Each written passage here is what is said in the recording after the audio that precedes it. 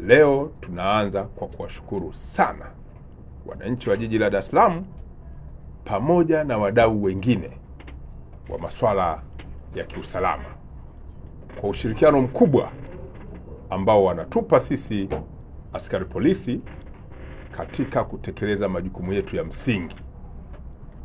Majukumu yetu ya msingi sisi ni kuzuia vitendo vya kihalifu kwenye maeneo mbalimbali yaliyopo katika jiji la Dar es Salaam. Sasa kwa ujumla hali ikoje? Kwa ujumla hali ni shwari. Shwari kwa maana ni salama.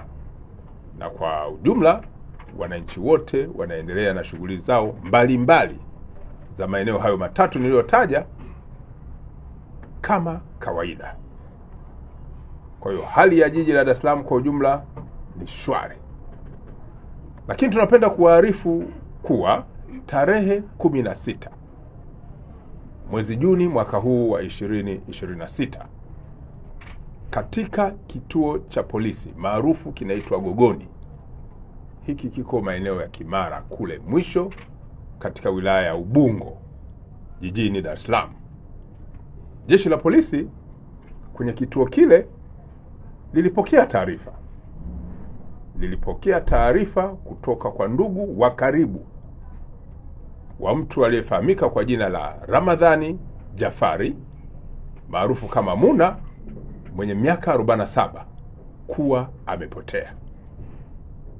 Kwa hiyo tarehe 16 tuliweka kumbukumbu kutoka kwa wanandugu kwamba huyu Ramadhani Jafari Muna amepotea na kwamba alikuwa akitafutwa.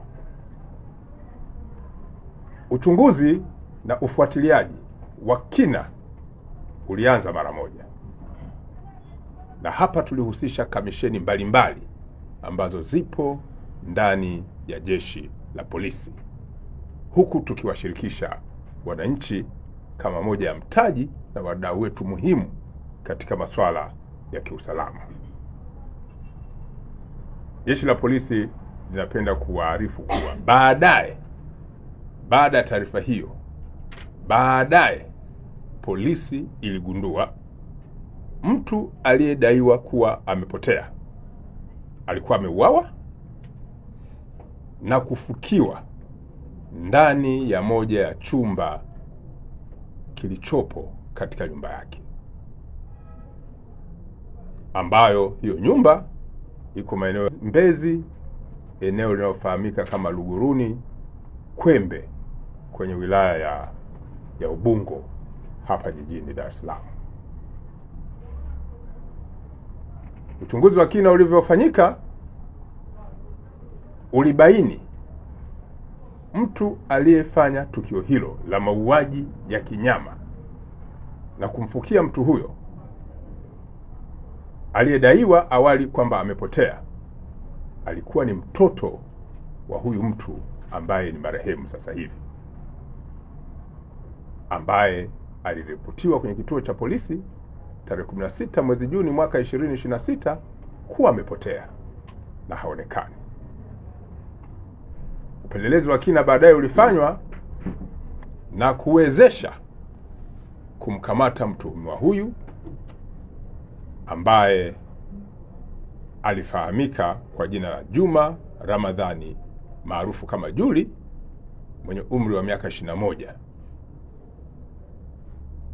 ambaye baada ya mahojiano mtuhumiwa huyu alieleza jinsi alivyomuua baba yake, kulificha tukio na kuweka mazingira kwamba amepotea na kumfukia ndani ya chumba ambacho ni sehemu ya nyumba ya baba yake, kwa maana nyumba ya mtu ambaye sasa hivi ni marehemu.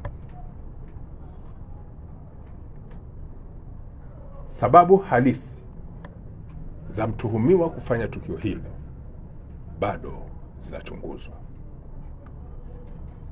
Polisi Dar es Salaam inalani kwa nguvu kubwa tukio hili pamoja na matukio mengine ya kijinai na kuendelea kutahadharisha na kuonya kuwa watu wanaojihusisha na matukio ya kihalifu kujaribu kuyaficha kwa kutengeneza mazingira yoyote,